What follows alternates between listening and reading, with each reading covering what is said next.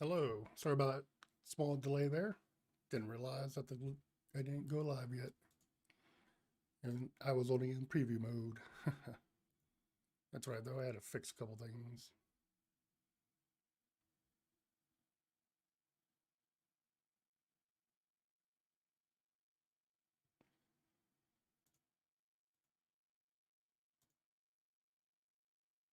All right, so how are you doing today?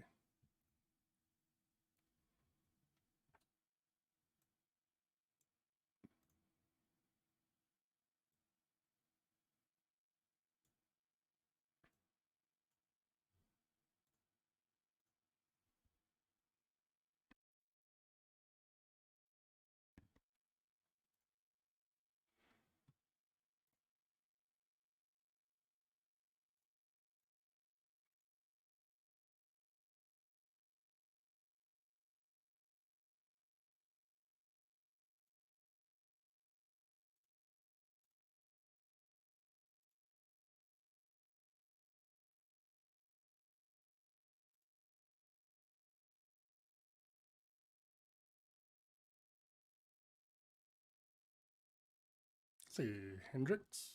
Hendrix? Looks like you're still in here, right? Hello.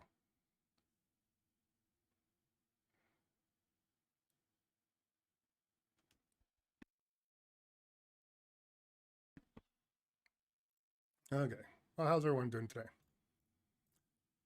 We can definitely, I can definitely work on answering some questions for everyone. Work on things here and there. Probably not anything crazy, but we can definitely talk about some stuff or some ideas on how to get around problems, or just about anything else. Or databases that you're working with, or any project that you're working on that you haven't kind of stump on. Definitely feel free. Maybe people can throw some ideas out there.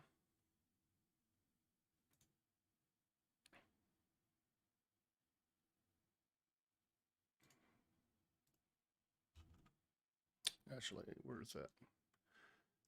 I'm just looking at some stuff I was working on the other day with some test data that was thrown around into database.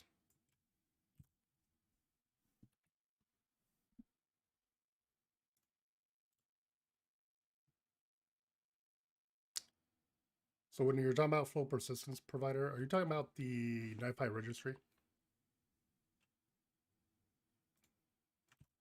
Is that what you're referencing?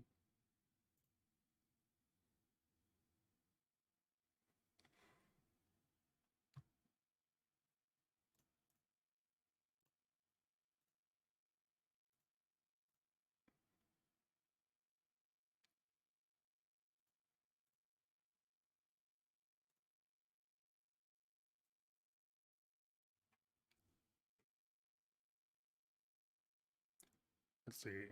Right now, I'm just want to pull some data out of that test data. All right. So your question about the NiFi registry. So it's been a video that I've been trying to get some stuff put together on for a while. If I'm lucky, I'll have a video for you on that one this week. I'm working out the containers and making sure they talk correctly to each other. And I think right now where I'm at is getting the LDAP working correctly so that I can set up as a secured connection as well, and maybe not just a unsecured one. But yeah, hopefully this week I'll have a Nifi registry one out showing you the registry, how to use it, and the persistence for the version controlling of it as well, and probably how to set up the persistence in GitHub as well. Once I get it done, it's actually going to be beneficial to me as well, because then I can use that for my instead of like just downloading the templates all the time and exporting them and then putting them into GitHub that way. I'm thinking it might be a good solution instead to use it, because you can still access the files and see everything. So it might work that way in GitHub instead and make it easier to just send them in that way. But yes, I have plans. Hopefully, have a video out this week. Yeah, the Nifi registry is one of my. I definitely enjoy using it. I use it at work all the time. It can make it easy for figuring out how you want to have your, or splitting out your development side from your production side. Although I'm not very good at that because I'm always working on production really and implementing things right away. But it does allow you to be able to have that good version control so you can revert back to something that you may have messed up pretty bad. But yeah, my goal is to have it this week and have it out for this week. Just have to figure out a couple things out for the Docker containers because this is my first time actually setting it up through Docker and having it working that way versus just having it standalone on a server. Standalone on a server is actually very easy. Setting up in Docker is a little bit more trickier. And I think it's trickier because this time I don't have security set up on, I don't have SSL set up on my Nifi cluster right now. So I think that's the reason why I was getting some weirdness. Hey, you're welcome. It's definitely definitely one I've had on the on my list of videos to get done. So hopefully, like I said, hopefully I'll have that out this week. But I wouldn't expect it to be too long. Just have to work through a couple problems.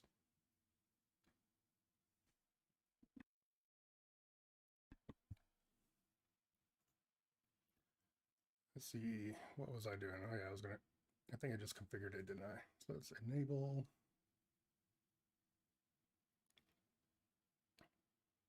In fact, I can probably pull up some questions. I think I've responded back to everyone so far. But let me take a look at any new comments. Make sure I haven't missed anyone.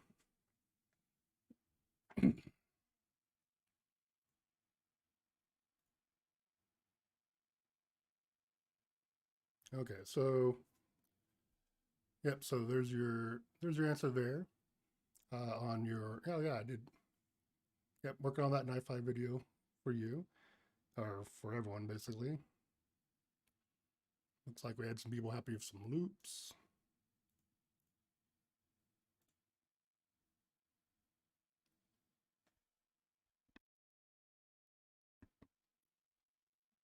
And then, there's a question about fetching, how to fetch data from one table and insert it to a table in the same database. You know what? I know some videos have like shown that before, but you know what? I'm in the middle of putting this together real quick to check on the data in that database. So I can just take it out one table and put it right back into another. And if anyone else has a question, definitely feel free to ask and we'll see if we can get some more answers. But this will be a simple one. So taking data from one database table, which is the same database, and putting it into another table, right? And you can do things in between if you really want to as well. But a real simple one is just to use in this case, we have the execute record from my MySQL database. I'll put it back into another table. I'll just make a duplicate table called myTestData2. So I need to go set that up real quick. And then the record reader is just JSON right now. Nice and simple. So just converting it straight over. And so here's something that I've been working with to tweak the performance on reading large amounts of data out of a table. So in this table, I know right now I have, I think I'm up to 3 million. No, 6.89 million records in this table right now. Okay, so that's not something I would think you'd want to, excuse me, it's not something I would really look at trying to query the entire record set, especially if you're trying to duplicate the entire table and then bring it out all at once, right? Because, well, that's going to create a really fat flow file that you may not want to deal with. And depending on how you have your Nifi environment configured for your servers, whether or not you have the JVM space and memory and stuff like that, or if you're splitting it out into, say, smaller batches and stuff like that, it can still be a problem. So let's go ahead and set this up real quick. And we'll just put it straight into a put database table record. Put database record, yeah. So this should be a pretty good way of doing it. It's nice, simple, and fast. We can easily just take the data out, dump it in there, and put it right back in. We can use the same. We can use a reader. That's just going to be JSON. And honestly, in this case, we don't have to do this because, well, let me explain that better. We do have to populate it still, right? But we don't have to change it from Avro because we can read it directly from Avro. We can write it to Avro and put it back in, or read it straight from here too. So I don't actually have to change it to JSON. And there's some benefits you could get when you're doing it this way, because you can get the Avro data types. So when you look down, when you go back to the other one, like if you didn't use it that way, you could tell, yeah, use Avro logical types and set that to true, and you could benefit from that depending on what you're doing. So first, let me go back here, create a JSON reader, tree reader, we'll use that one, and set it up real quick. All we have to do in this case is infer it. It might mess up our timestamp. Let's see how it looks when it comes out. And then that's enabled now. We can go back. And the statement type is going to be insert. Oh, and just FYI, so because I'm using Docker and I've rebuilt my Docker containers lately, this is using version 1.13. So you'll see a couple things are a little bit different. Like if you haven't noticed, in version 1.13, you now have a node status history. And you can click on that. And you can see the behavior of your cluster. So kind of the reporting stuff you'd have to report out on. There's not a little section in there. I'm pretty sure it's new because I've never noticed it before on my current cluster. But here you go, all the different aspects, sums of content, free space in your repository. So just some nice little reporting areas so we can see data in here. All right.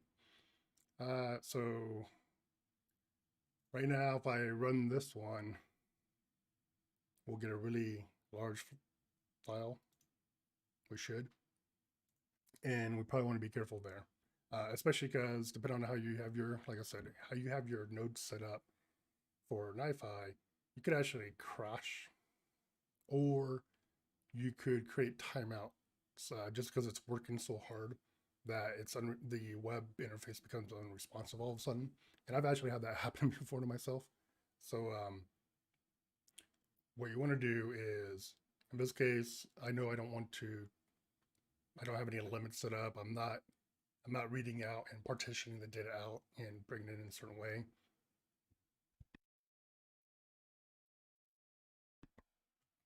So a couple of things we can do here.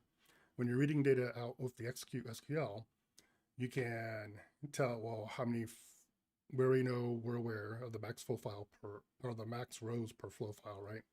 And that gives you control over how much the batch size that you're going to process, right? And in this case, maybe we know when we go to do our inserts into our new table that it's better to, our write sizes are better maybe at like 1,000 records per, or maybe you can do like 10,000 writes at a time, and it behaves pretty well. It doesn't really give you any performance degradation on your server side as well. So really, I would think about that. Another one that's really cool to use.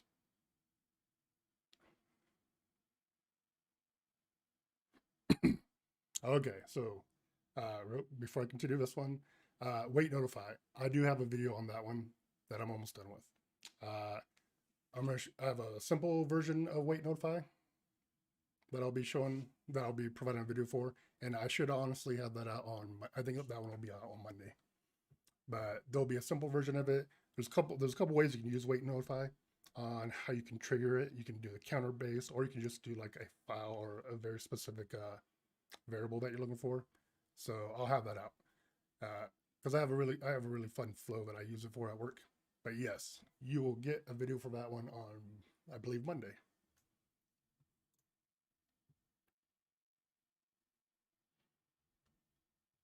Yeah, I use it for I have an example. Well, I have a way I'm using it at work where I have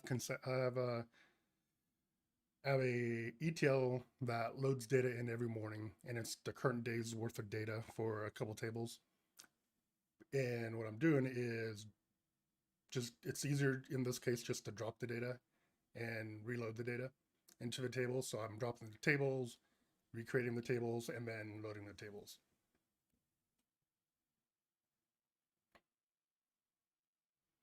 So I used the wait notify in that case to confirm that before I go to start processing data into those new tables, that I have 100% response back on them all being dropped and created before it lets it flow through.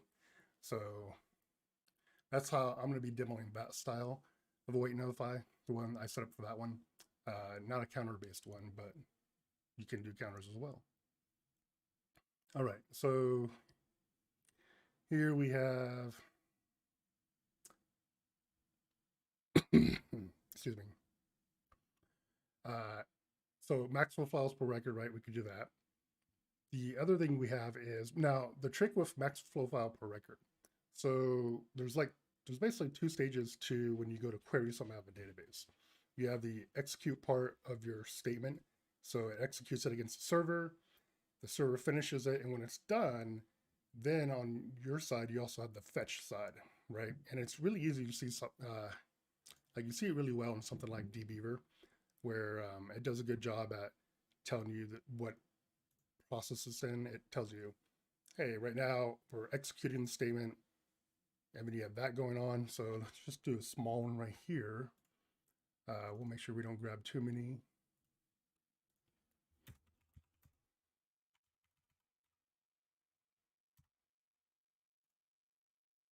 Okay, so we'll do one file, and what am I missing? Oh, failure. We'll execute that real quick. Ooh, forgot.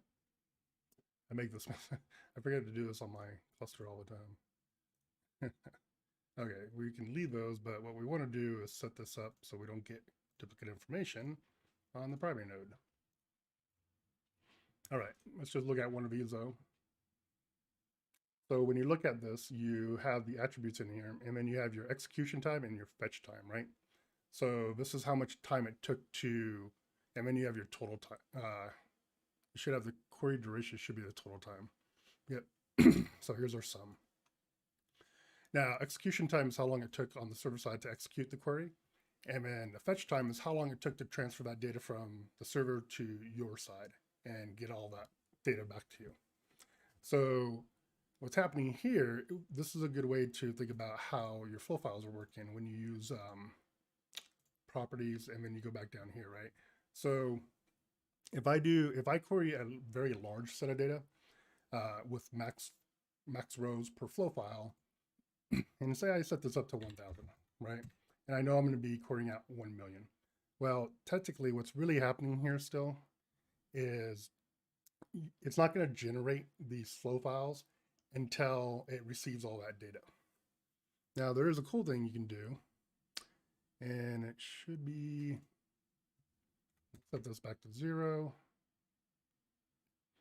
and output batch size. I'm pretty sure this is the one. I'm trying to remember. So here I could say, well, I want to output 1,000 at a time, and maybe and then in conjunction with max flow files per row, I could say 1 in this case.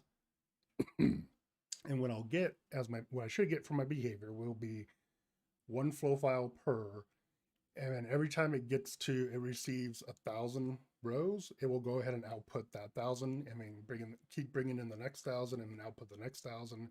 So it's more of being able to control how the flow of your data flow here, and it can be really helpful for, like I said, I have some really large queries that are querying several million at a time, and the last thing I want is to have my queue down here have 1 million records or so, or even more, dumped into it all at one time, because then I automatically get backflow here. It's already full, so it's impacting, and it could be impacting other things. Plus, if you've ever experienced the if you're working in a Linux environment with Nifi and you have it installed on a Linux host, if you haven't pre-configured your, basically you can get an error for too many open files, and yeah, that's not a very fun error. There's ways to go fix it and set it up so you can have more open files, but by default, most environments are not configured out of the box to be set up that way. So you'll get that error pop up a lot. And this is another way to control how many flow files you do have. So in this case, let's go ahead and empty this now. We'll have to select a much bigger set here. So let's go ahead. I still don't want to get all of them right now. So let's just do 500,000. I don't think that should cause a problem here, but won't know until I try. Okay, so, and let's start scheduling up for 5 minutes. Start with that, and I'll just stop it so I don't have to worry about it. So there you go, 1,000 came in already, 5,000. So here you go. We have it dumping records in here. It already executed the query, and now it's streaming the data over to it row by row, right? And as it gets those rows in, it's basically kind of a way to batch it out. Okay, let's catch up on questions here. Let's see.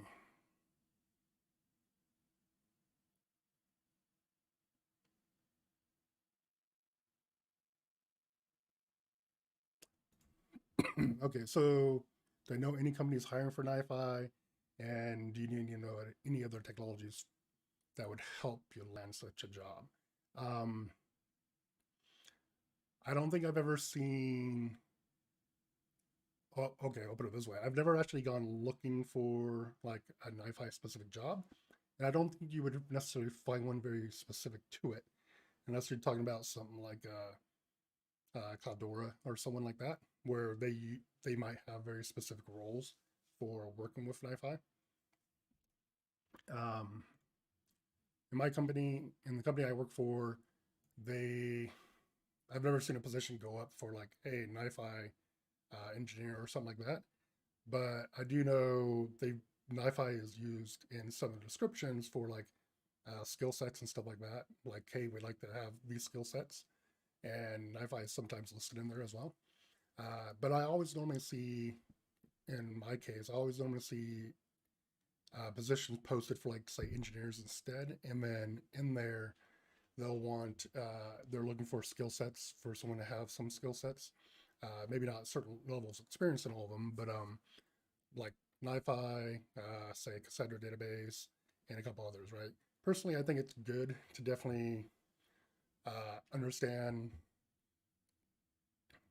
how to use databases as well, because when you're using Nifi, you need to be able to get the data out of most databases and put the data somewhere else, which is normally into another database, right? Now, it's not always the case, because I can take data, I take a lot of data out of APIs and put it into either databases or a Kafka feed or something like that, right? But I kind of feel like it is important, in my opinion, to have a general understanding of like both sides and the middleman, which is in this case Nifi.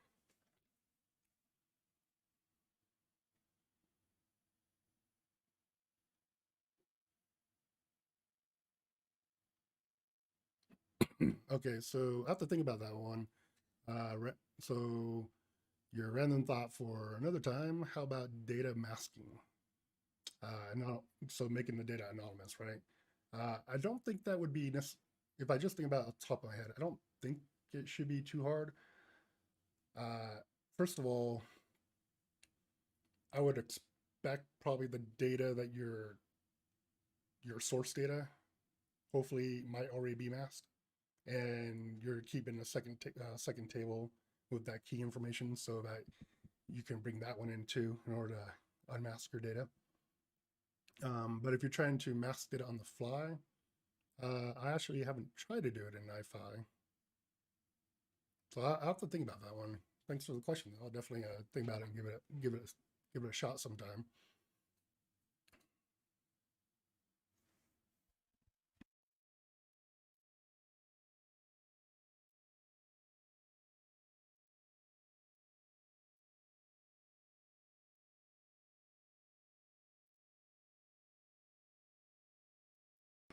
Okay, so let me catch up on some questions here.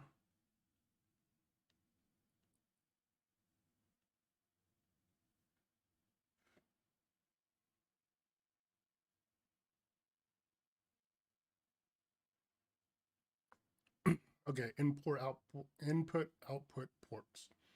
I've used them a little bit for some flows, and majority way I've been using them right now is for let's see, APIs is a good one. Or actually, um, I have some data flows for my Cassandra database where I'm putting data into my Cassandra database. So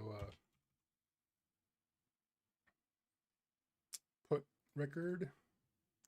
And one thing I've been liking that I think I might be changing my practice to for how I'm trying to avoid creating too many database processors. Uh, not that I think there's a problem with it, but I'm trying to like control like or get a better understanding like in my flows, especially when you have a lot of them, what processors have the ability to put things into it, or do you have a common like sync basically, right, for putting stuff into your say my Cassandra database. So instead of having it in here, one way I've been working with it is come back out here having a second process group, and this be my Cassandra database, and this will be my stuff related to it. So like normally my inputs, I'm not worried about selecting stuff out of it, but just so I have a better understanding like where all this data is coming from, where it's going into. This is sometimes where I'll put Cassandra, put it in here, and then go ahead and have the which one are we talking about here? Yeah, input, right? And input.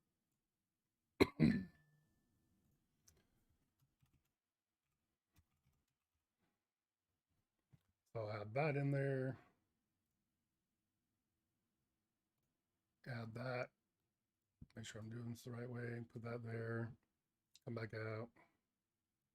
Okay, so now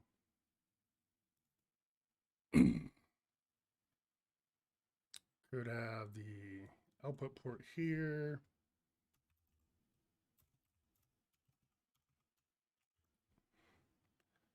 Could do it like that. Send that out that way. So maybe I want to send that out to Cassandra too. But before I do that, I would actually include a very important step in my opinion, which is what I've been doing now for a while. I would add an update, or wrong, I meant to grab a processor. I want the update attribute.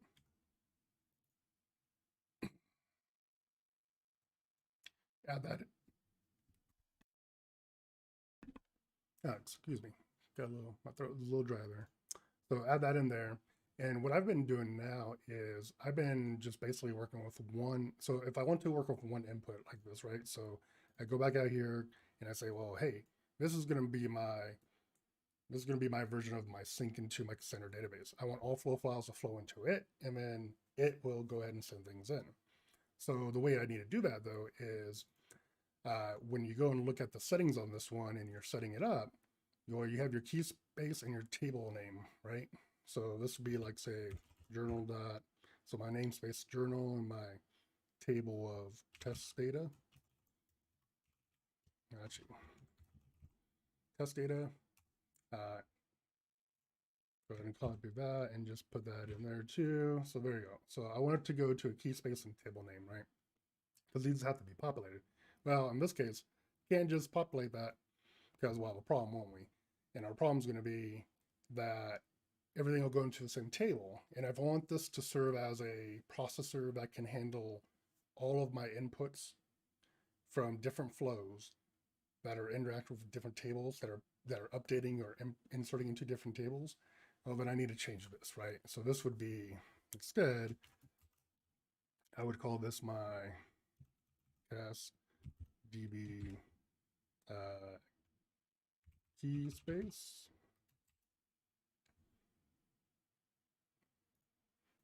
And this would be my CastDB namespace. And I would have those as dynamic properties, right? Or, yeah. So those will be my expressions that I'll be utilizing here.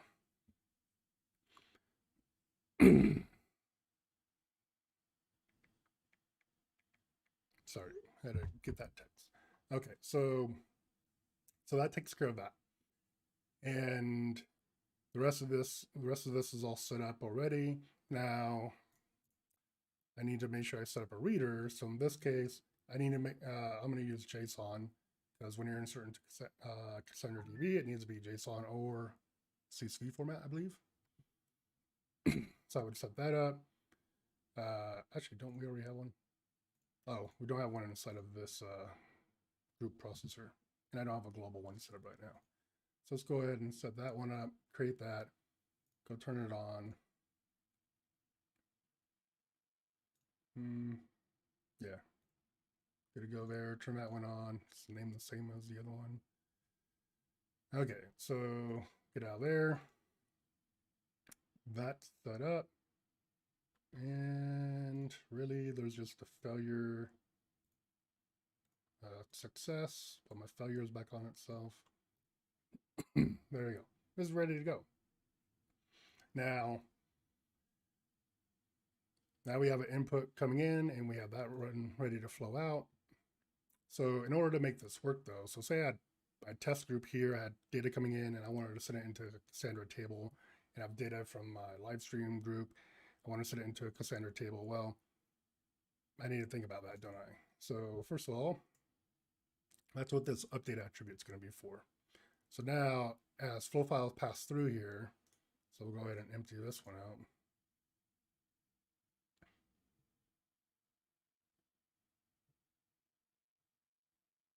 Should have remembered it's going to take a little bit of time, especially this Docker container.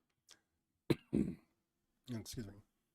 So I've been using this as my new method of doing it, and the benefit I'm going to get here is that not going. I'll worry about that in a minute. So this is how I've been treating my stuff, so I can get away with one processor for, say, doing all my inserts into my Cassandra DB. So I go in here now, and I can go ahead and set up those properties now. And that's going to be make sure what I call them, key space, CastDB key space. I think that was one of them. Oh, dang it. Forget.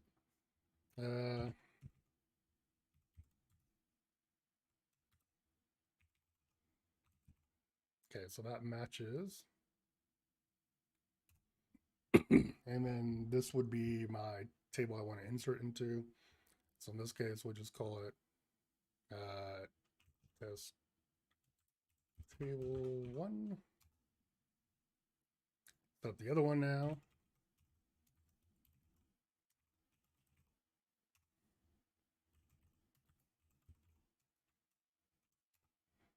All right, so that gives those two properties that are needed, and it creates two attributes now on the file as they flow through. I can go ahead and send those out. That works now. From here, we should be able to go down where we're saying the out is going to the in. There we go.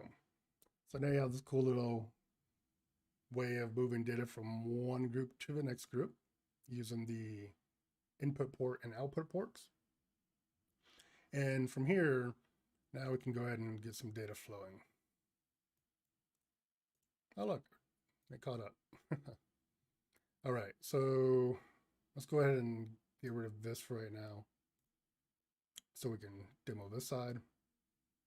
We have to turn on this processor. Now, input and output ports are a little bit different. You do have to turn them on and off. So when you go in them, they do have an enable section. So we go in here and we say start. We drop back out here, And we can see, hey, the from is turned on, but the other side's not yet. So then we go back in here, we enable that one, and we're good to go there too. Everything seems good so far. I don't think we're missing anything. And then we can go and execute that.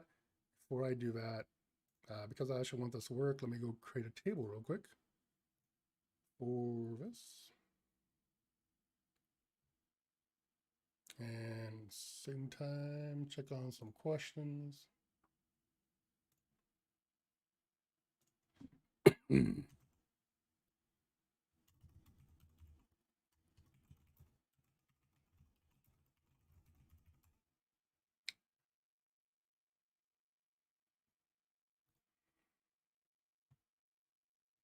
Okay, so I'm gonna create this table real quick off screen. So just bear with me for a minute here. I have to create a namespace too, because I haven't done that yet.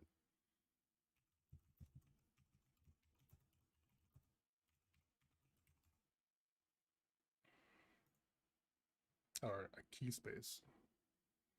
All right, so I'm gonna create my key space. I think we were using journal as the key space name. Back there are the namespace name. And I will keep it the same. So create key space.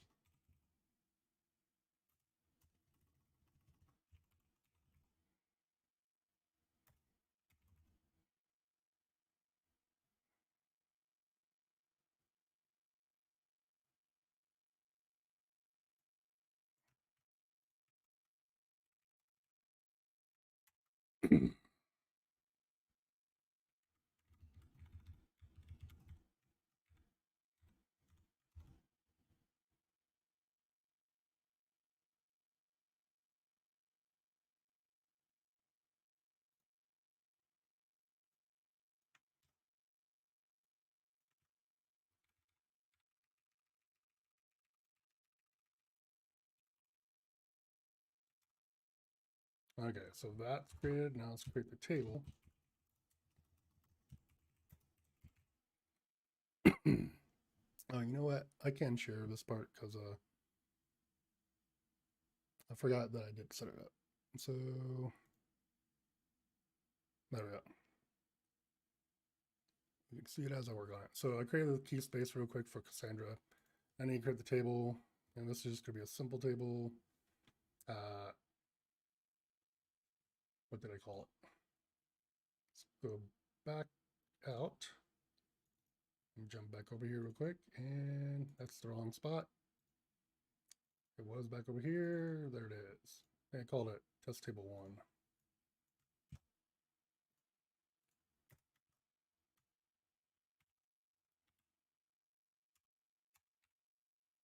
And I need to know what my data looks like again.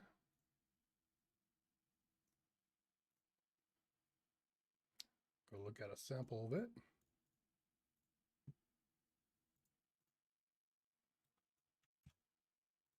Okay. That's what the bit is, so I just need the column names.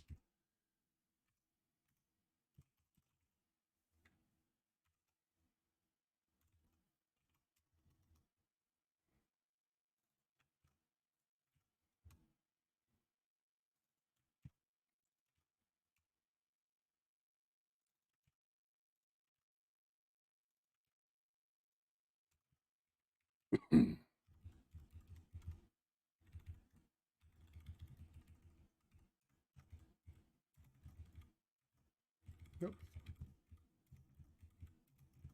All right. I think that's simple enough. And then we need our primary key. And ooh, that's going to be the UUID in this case. I won't do any clustering.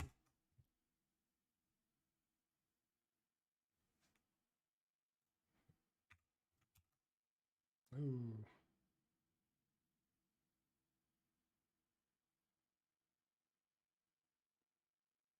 Oh.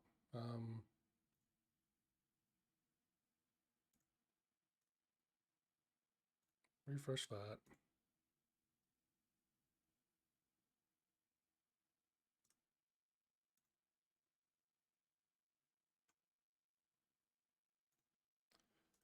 Disconnect, reconnect. Oh, good, it did make it. Okay. Sometimes we gotta disconnect. So we're in here.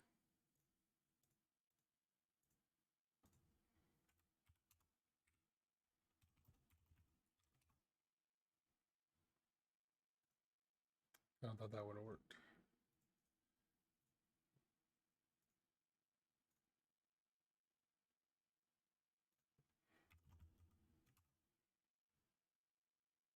Oh, stop closing my connection.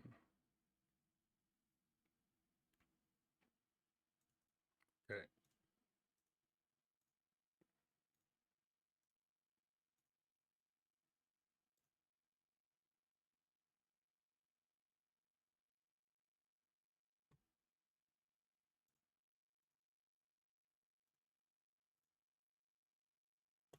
There we go. There we go. Okay. Sorry about that. Wasn't planning for it to be a little tricky. Should have probably set that up beforehand. Okay, so back over here. Hello, welcome to the stream. I know we've had some more in here. Okay, so that was the data we wanted to look at. We should have the table created correctly. So execute, give it an attribute for key space and table name. Come back out here. That'll pass it through down below. And then that goes into our processor, which is picking up the castdb key space and name. I think everything's set correctly. Can't think of anything that I missed. And now we can go ahead and, oh wow, did I double click too fast here? Okay, now we can go ahead and try executing it and see what is wrong with it. It's bound to be something, right? Let that go and run the batch. Should take too long. There we go, records are flowing out. And like it's still set up, so we're doing 500,000. We're pushing them out at a rate of 1,000 at a time to process through. We could probably make this a little bit quicker by setting up the scheduling. There we go. And that should start flowing a little bit better. And if we come back out here, we'll see if we got the other, well, looks like I did get something wrong. Made a mistake somewhere, right? Okay, so key space has been specified to use a key space or explicitly specified key space in table name. Okay, did I not do that?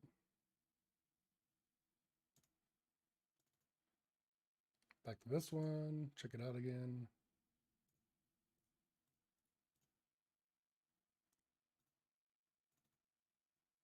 I'm streaming, it feels a little sluggish. I think it's because I'm streaming and I'm pushing data back and forth between myself and the server at the same time. All right.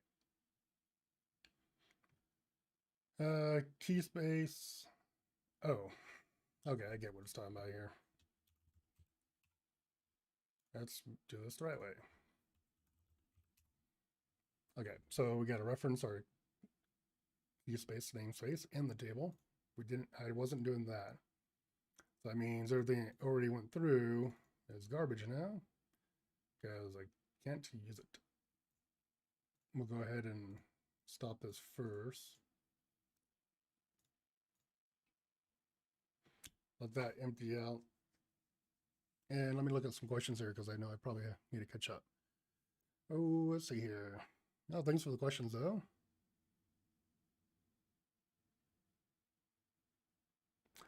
So the retry is different depending on the processor that you're using.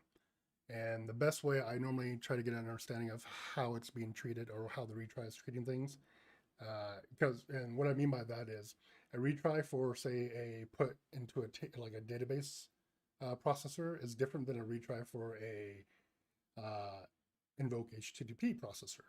So, and when you're looking at the invoke, and I'll just drop that down real quick, it actually tells you what it's going to consider to be a retry and a failure. So under settings.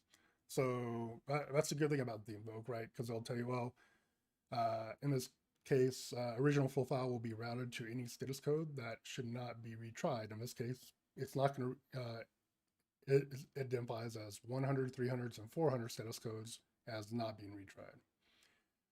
So, and it will have a new attribute detailing the request, right? So that's what that one's doing. A retry for, say, I don't think yeah, I'm going to say Cassandra doesn't have a retry on that one. We do have one, though, for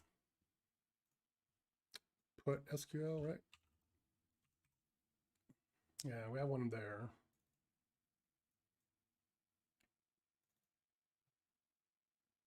And then here we go. So the way this one's described is a flow file is routed to the relationship if the database cannot be updated by attempting the operation again, but attempting the operation again will succeed versus the failure, right? And in this case, a failure is routed to this relationship if the database cannot be updated, and retrying the operation will also fail, such as an invalid query or integrity, right? So this is where this is the one where I handle them a little bit different sometimes. So a retry, in this case, retry for the database. A retry could be because maybe you have table locks, right? And you're trying to put some data into it, and there's a row lock or a table lock going on, so you can't actually do your insert or update because of that. That's where, well, you do want to retry, right, when the locks are done. So when someone else is already done putting data into there, and that's where you want to retry that process once again. So that's what your retry would be good for. A failure, though, could also be one that you might want to route back in there right away too. And in the cases I'm thinking of that I believe failure would pop up is, say the server went offline, right? That would probably generate a failure, and you probably don't want to lose that data or treat it like a normal failure. And actually, I do get that for Elasticsearch.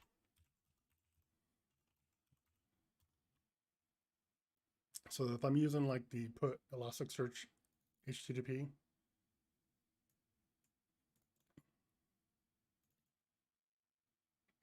so I have more options in here as well, right? Open that back up. Okay, there we go. So in Elasticsearch, it's kind of the same thing, but in this case, if I remember correctly, because I have a Elasticsearch server set up, and when I have a node that goes down in the cluster, if I'm only sending files to a specific node all the time, which I don't, but if I was only sending files to a specific node and that node went down, well, then I would have a failure in that case, because it's not a retry operation. And that failure, I would lose that data if I was just terminating the relationship right here and not doing anything with it, right? So in that case, because I know how the behavior is for Elasticsearch and I get failures for that, I go ahead and route those right back into the processor again, so I don't lose the flow file and I don't terminate it when I don't need to terminate it. And normally what happens is if I get the server back up and running, those get processed again, and then they go right back in. The only difference is how quickly they process right away, right? Like we can see these are processed, oh, well, we already stopped it. But these would process really quickly. And maybe I don't want them to process that quickly. In this case, though, this failure, so same thing we would look at here, right? I have a failure option for Cassandra, but I don't have a retry option in here. And so that would mean if my server, well, Cassandra's set up in a way and the processor here is set up in a way where I'd have to have the entire cluster go down for this, for a failure to really get generated because a node went down, which isn't going to happen. I'd get a failure, or I'd get a cluster goes down because the Cassandra processor, which is using my controller, my session provider here, is automatically going to switch over to a node that is responding for its connection.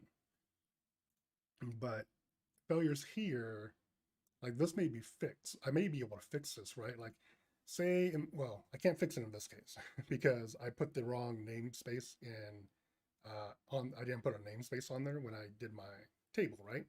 But say I'm working with this and it's actually on the server side. Maybe I have to go maybe what I'm building here in Nifi is correct, and this is how I want my data to be.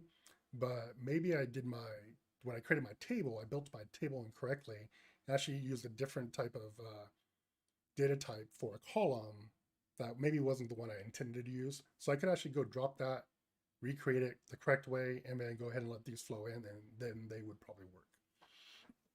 So it just depends on, that's where the descriptions inside of here that they set up when the processors are built, when they create all this, is really helpful, because as long as they're documented well, hopefully you should be able to get all your answers there.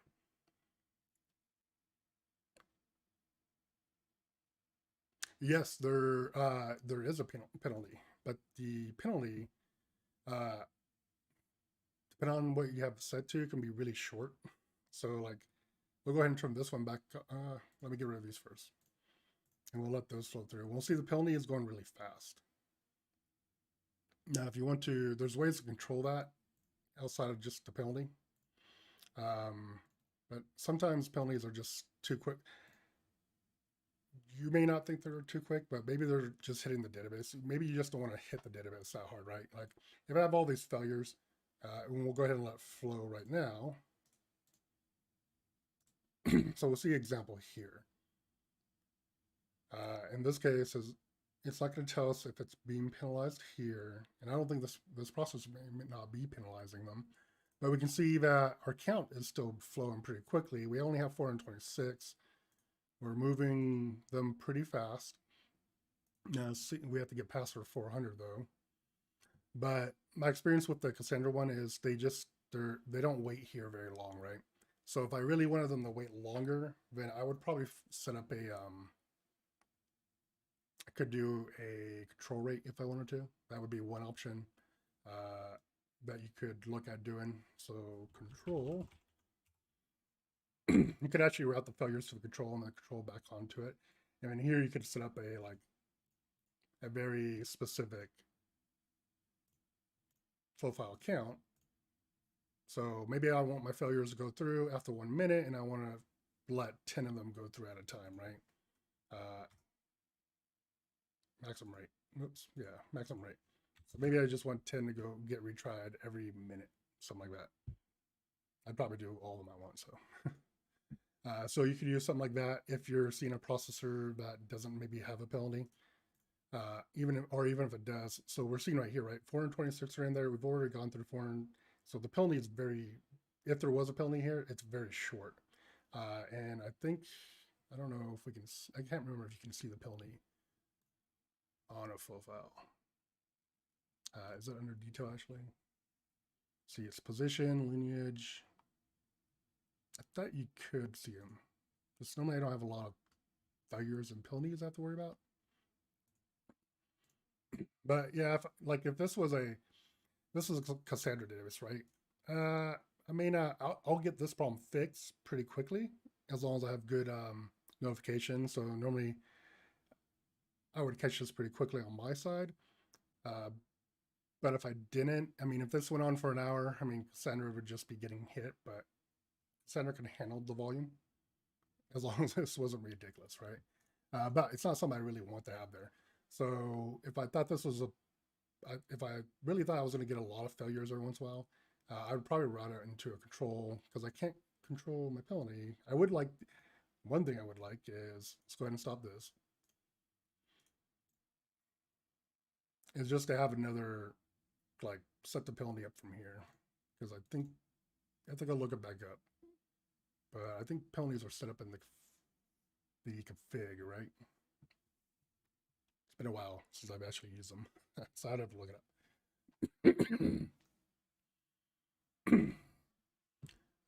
There is no, it's not in here, right? Setting, oh yeah, penalty duration, 3 seconds. Thank you for reminding me of that.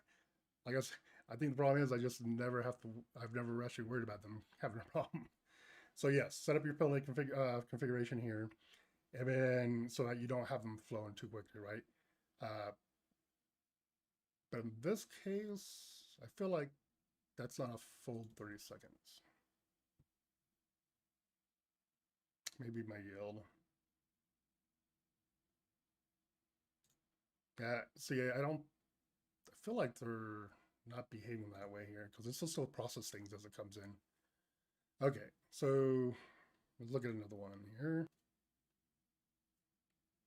Okay, so where did I leave off on it? In the chat.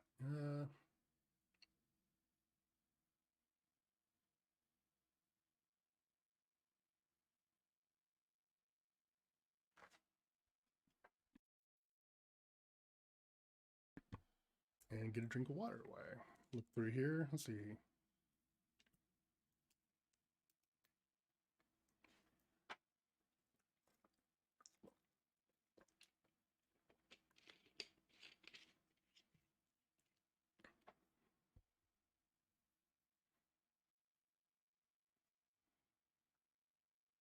Oh, that's cool. So you have uh, a cluster pushing out 1.6 gigabits a second, and is limited by the downstream consumer. Very nice. It's actually so out of all the flows I work on and all the ones I have in my own production environment, the biggest problem I come across is really just getting the downstream to be able to consume at the rate that I can push them through Nifi. There's only a couple flows that I have where I'm waiting for Nifi to process things, and it's just because they're very complex ones, and I'm using very intensive processors that have a lot of overhead on them, like using Jolt or using a query record, depending on the query record that you're doing in there. So normally I try to fix those by doing merges beforehand if I can, and then processing them through, say, the query record. That way I can run query record against batches of like, say, 1,000 at a time or 10,000 at a time. And then once they come out of there, maybe split them back out. If I have to split them back out into their individual flow files for whatever reason I might need to do that for. But I try really hard to group everything as much as possible into larger flow files and groups of flow files or batches of them. Nifi is definitely neat. Okay.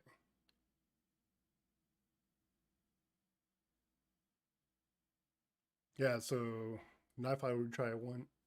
How does retry actually work? I think we just talked about that, and it will retry one time if the database is down. No, it will retry all those flow files again based off, like we were talking about, right? Their penalty, the duration of the yield, if there is a yield that's in place, and the processor itself, because some processors behave differently on that. Try. There is no, when using databases that, yeah, there's no like check uptime status type deal. Maybe that would be helpful.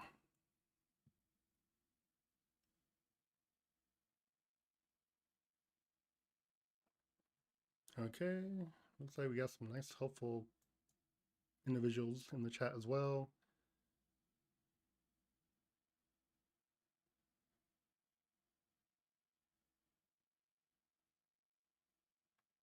Okay, is there a way to set the parameter context so that if it's set on parent group, it will cascade to children?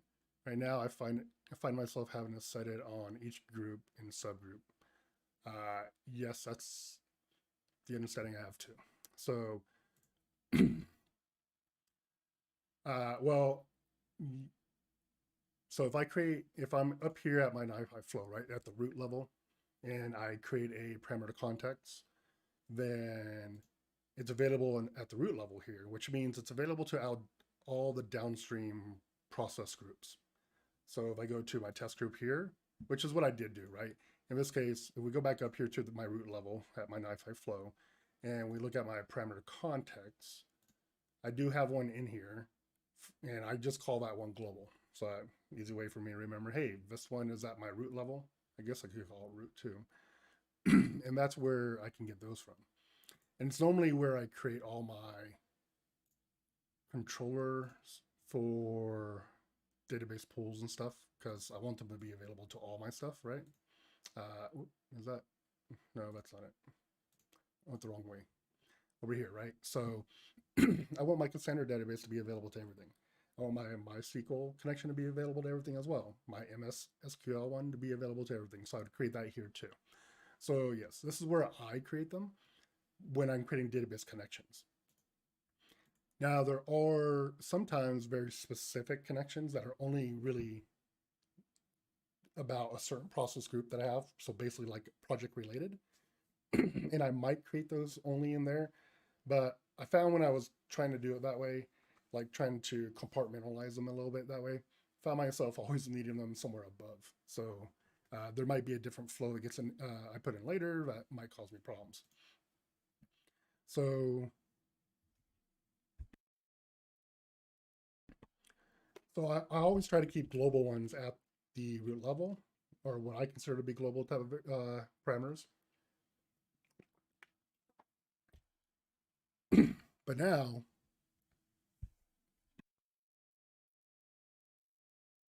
if I go into my test group here, and then so let's go ahead and make a process group here.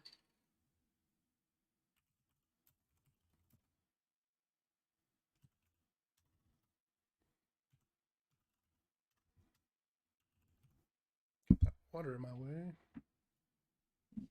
So now I have my next one, I can go down there. And now if I go ahead and set the parameter context for it, we can get access to that one. So this is the one at the parent level, right? All the way back there actually it's not on the parent, it's the root level. So if I have that one selected and applied, then anytime I make changes to that one all the way up there at the root, it will come down to the ones down below. So that part will work.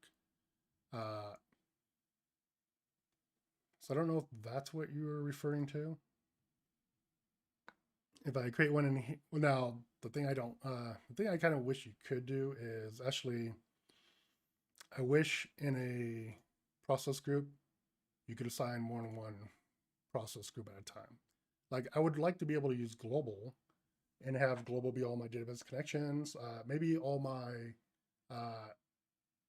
passwords and stuff like that that I need to pass on that I'm using in multiple areas. So I would like to make this that space, right? And have that in here. So I kind of wish, I really would like to have the ability to assign 2 or more parameter contexts to one group at a time. I really want that. Because then it would make more sense for what I'm trying to do, which is having a global one. Instead, I find myself, well, I can't assign more than one or more than one to a process group, right? So I was like, oh, now my global becomes, the primary context is really cool, but I don't want to go and create all the same information in every single process group or every single parameter context. So then it just becomes, well, I end up with one parameter context that does everything. The only time I don't use that one for everything in a subgroup is, oh, maybe this subgroup is very specific and niche, and it only deals with this very specific thing, and that's how I use it. All right.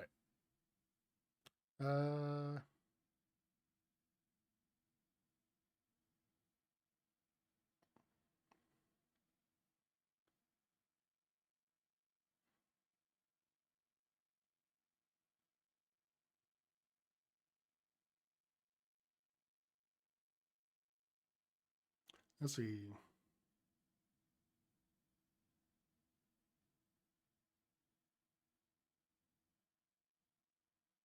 Okay, so do you face a problem of Nifi freezing in the browser and having to start new browser sessions? I face that a lot, especially when computer goes to lock. Okay, so just as using it, I don't have a problem when my computer locks on me. I've never had that go on. Now I do get if I've had say I've had NiFi open, because like for me the very first thing I do every morning when I go to work is literally open NiFi, and I look at I have like on my main canvas at the root level I have like 50 different process groups all doing something different, and I'm looking for bullification notices for errors to see if something happened overnight, right? Besides going to look at logs or check my emails for anything. So I'll leave that open, and then sometimes I'll walk away, and that will, or I'll not walk away, but I'll go do something else, maybe in a different tab in my browser, or I'll be working in dbeaver to set up some tables and get things ready for some other stuff. And I do find on one of my servers, I have configured with the certificate for the access into it. And that one, basically, it never expires, right? So I do find that one where after some time, I want to say maybe 30 minutes to maybe an hour, there's a period in there where the browser kind of like the tab for that Nifi kind of gets like stuck, right?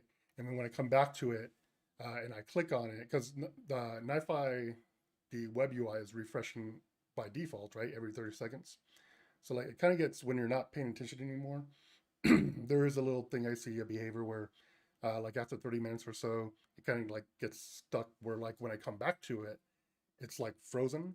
But if I give it a second and like, if I give it a couple seconds, it will kind of like do a refresh and then go back to normal.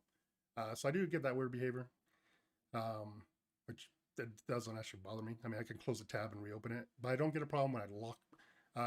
I get that same behavior though if I locked my computer and was gone for like a half an hour or so, right? I mean, it's the same. I think it's more based off the amount of time that you're not using it for. But I get a different behavior on my SSO one. So I have a cluster configured with SSO, and that one just boots me every.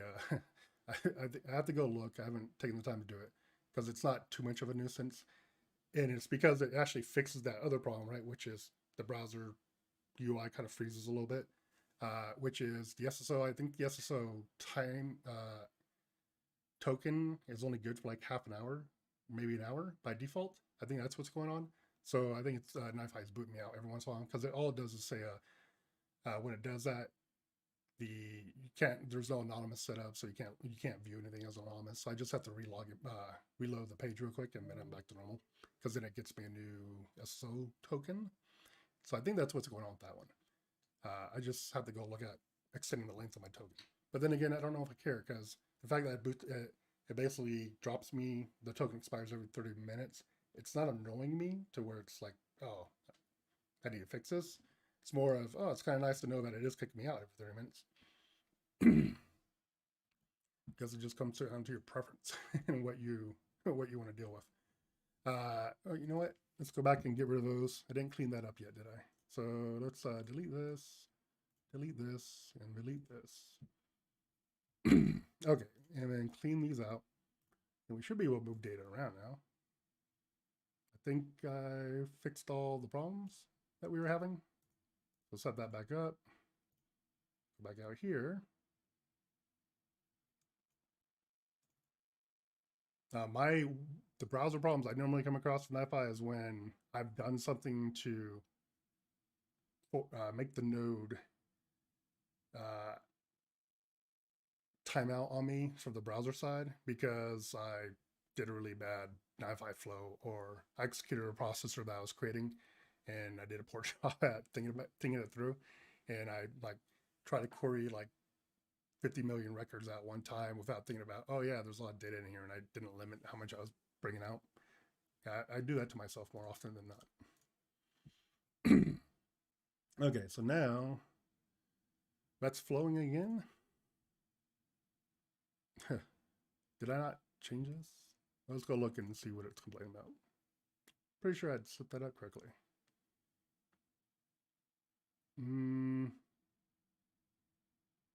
Oh, okay. Well, here's a good example right here. So Cassandra's failing on me right now. I'm getting errors, right? And it's not because Cassandra has a problem. It's because the table, when I went to go build that table, I built everything as a varchar just to get it done simple, right? Now, normally this would not be a problem, say like MSSQL or MySQL. I was trying to put the data in there, but the JSON is actually, that's actually a integer in the JSON. So it's trying to send an integer into that. Cassandra doesn't like that. So it's like, oh, don't do that. So that's on the count.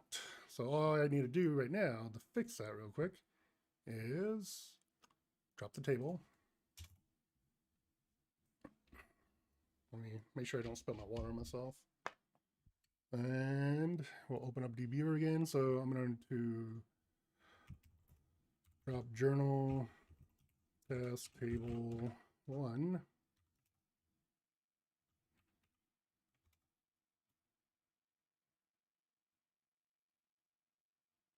Am I like not in here? You know, gotta remember so many different syntaxes, right? All right, so that's good, and I think we're fine if we just put int here.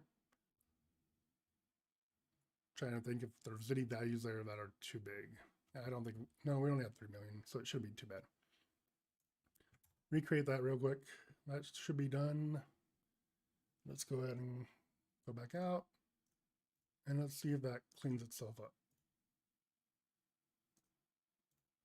See if we're still getting the error at least. 16, 15, 48. So let's let that run. We can see, and as long as this keeps trickling down, then we're good. Oh, matter of fact, I could just check the table and see if it's getting data now.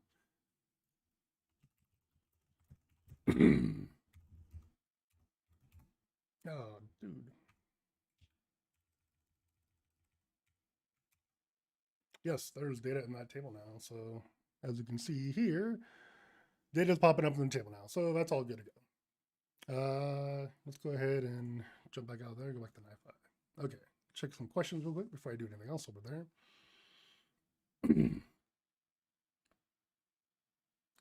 Okay.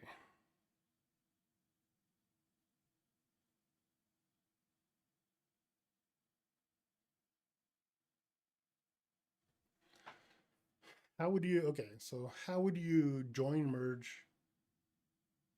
Oh man, we've already been doing this for an hour. We'll go for a little bit longer. But thanks all for being here. And real quick, if you haven't subscribed yet to the channel, please do. That way you can get notified when videos go out. Okay, so let's get back to this. Oh, I think I just made my cluster angry. See, I do this to myself sometimes too. I didn't think I had any errors though. I thought we cleaned those up. Might have to go, okay, there we go. What was that for? Oh, I missed its heartbeat. Is that why? Yeah, looks like it because it only happened 4 seconds ago. Okay. So it looks like we cleaned out all that. Everything's pushed through and we're good to go. So cool thing is we got to see like, I find this very helpful when I'm pulling out large data. Actually, what I originally started with this one for, which was the output batch size is really helpful when you're dealing with an enormous amount of data, right? And you're trying to pull that out there. That way, you're not just dumping it all into your data flow all at one time, and you're getting a little bit better control over, like, granted, 1,000 isn't that big, right? So to get the first 1,000 rows depends on that transfer rate from server to Nifi server or node, depending on how quickly that data is moving back and forth. But once it's there, and it starts spitting out batches of 1,000, that gives you a better way to control your batch size for your flow files inside your flow files, if you need to. And it lets you just basically create your flow here, and maybe get a little bit better control over it instead of just dumping like 2 million records into the flow all at once and getting other errors that you could get as well, which is like too many open files, unless you've already gone and tweaked that, and allowed for way more open files at one time. So, and that's really good for large Nifi flows that have a lot of input outputs. And then it gives your other processors time to try to keep the pace, right? Without having to necessarily say, going into my update attribute here and saying, oh, I need more concurrent tasks running. Well, actually I don't, because as long as it's able to process those batches quickly, then it's not a problem. And by not dumping in, say, 10 million in there all at once, it can actually do a pretty good job. What's the cause of Java net socket timeout exception? In this case, I'd have to go look it up, or it doesn't always give a good example. So I think this one is, a lot of times they're all based on communication, right? So, okay, the fact that it's happening again is more important. Let me go look, see if we get anything in the logs. I I did have a problem with Portainer earlier today, though. And I might be having that problem again. This actually might be server side, the host machine.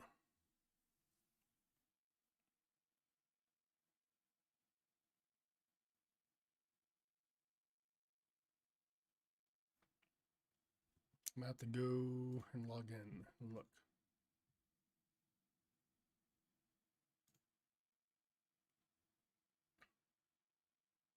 Okay, we don't have any processors running, right? We have no data being moved, so it's not related to this. I don't think it's actually Nifi that's the root cause in this case. So before I started the stream, I was having a problem on the local host machine with Portainer not being able to communicate. So it might be related to that. So it may not be related to, and I can't go look at the log here. I'd have to go terminal into it.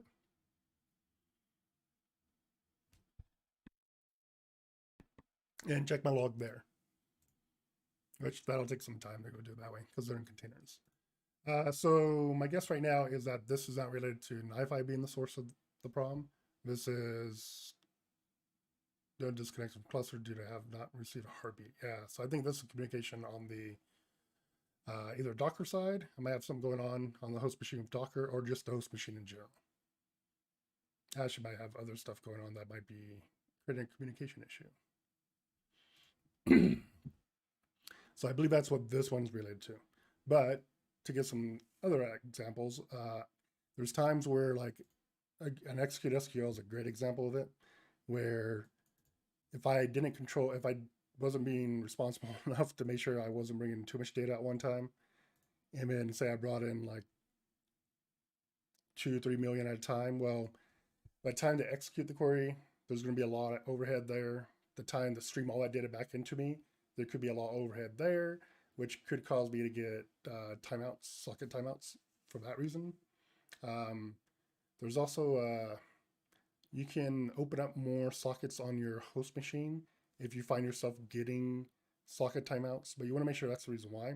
But allowing more sockets to be opened by and letting Nifi utilize more sockets at a time can help. I've done that on one of my clusters before to help resolve some issues. And let's see here. Okay, I completely lost track of what we were going into. Yeah, let's go ahead and check the chat here to see if we've been able to address everything so far. Oh, merging. That's what we were talking about.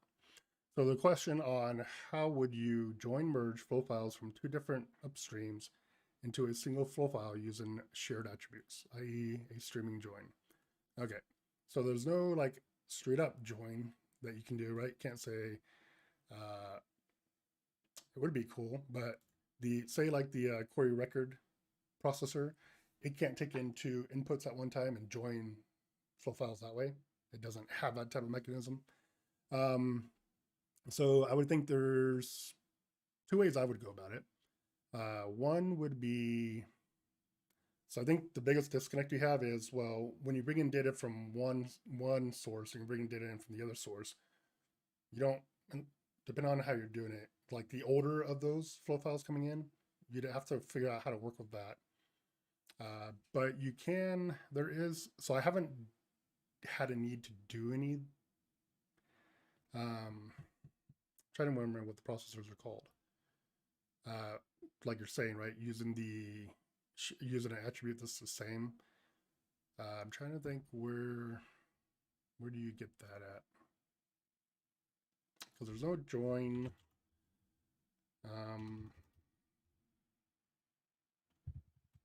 Honestly, I don't think I would do it in Nifi.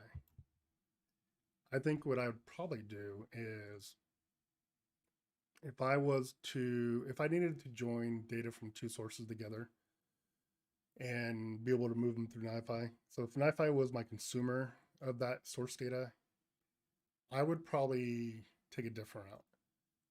I would bring in the data of Nifi, publish it to a Kafka feed, and two separate Kafka feeds, create a Kafka table using Kafka SQL to create my join in there, and then output that back or publish that back into a new topic, and then have Nifi consume that topic and then send that on over.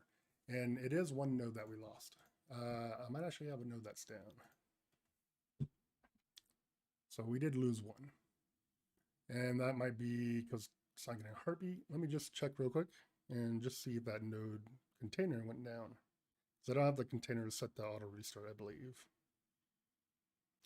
Let me just take a peek. But does that make sense on that one? I think that's really the route I would take, because I could do that inside of Kafka and using the window function, using a window function for my query and creating the table based off that. I could do it that way. Let it get handled over there, and then go ahead and publish it back out, and then go ahead and consume it with Nifi again, and then have Nifi put the data wherever I'm trying to send it. I think that's the route I would go, because I actually have some routes I've done that with before, and they always seem to make more sense. Just because Nifi doesn't really have a true native way to do what Kafka is doing there, right? It doesn't have that type of specific thing, and then you're just trying to shoehorn it into Nifi. Let me go check my cluster. Okay, go to CLI, log in, turn my neck way over here, and need my password.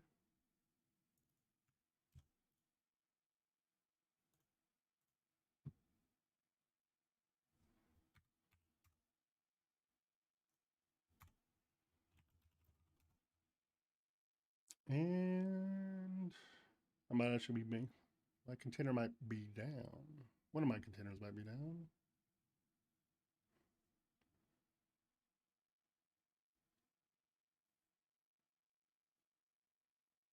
Yeah, it looks like it. Wi-Fi 1, 2, 3. Nope, they're all there. So they might just be having a communication problem. Oh, it's because my host machine is very, very busy right now. So I think this is what I'm getting. Host machine is CPU usage is up to like 90% right now. So my guess is, and I see this a lot on a host machine for Nifi as well. So all my standalone Nifi instances, when I start to get like CPU utilization up to like 90%, 80% sometimes, but 90% normally, I start to see timeouts occur for the JVM as well. I'm more curious right now about which one of my containers is actually doing all that activity, because Nifi should not, because if we're looking in here, it should all be caught up. We can turn everything off though, just to find out. Oh, yeah, I can't get access to the other node because we still lost our node. Okay, that's what's going on there. It's not too bad though, because we're just about done the stream here. Do you think this could cause data loss? My Nifi node used to throw it sometimes. It shouldn't. So that those full files that are on that. So right now we lost a node, right? It's not. We're not getting heartbeats from the other node. So that data still exists though. If I had, well, in this case, we don't have flow files anywhere, still being processed. But if we did, they would still exist on this node right here.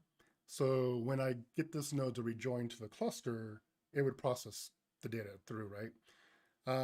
If I remember correctly though, you can go ahead and you can disconnect the node and have, I believe you can, I haven't had to do it.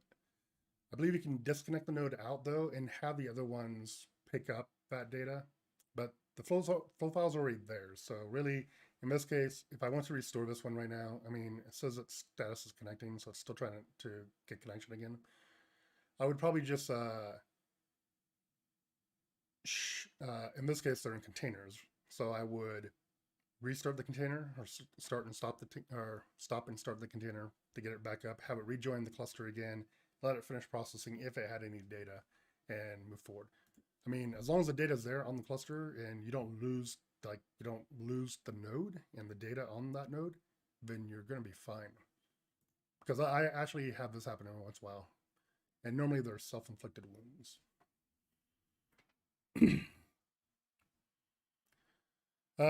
But no, as long as you work through it I think you'll be okay. All right. Any last minute questions? I think it's 10:30 here, so it's been an hour and a half. I'm going to wrap it up right about here. We're a little shy of an hour and a half, but yeah, I think we should be able to wrap it up here. Oh, so a couple quick questions. Do we like the streams? Because I'm thinking if so, then I might try to interject 1 or 2 per month. And the way I'm thinking about doing it is just because our audience is so diverse across the world. Probably try to set up one like today, right, where it was early morning or morning-ish, and then try to do a late night one like I did on the other one that I was testing with the stream, and try to set up a really late one. Just to try to give some balance on both sides of the day, right? In order to catch more people on both sides, give everyone a little bit of opportunity.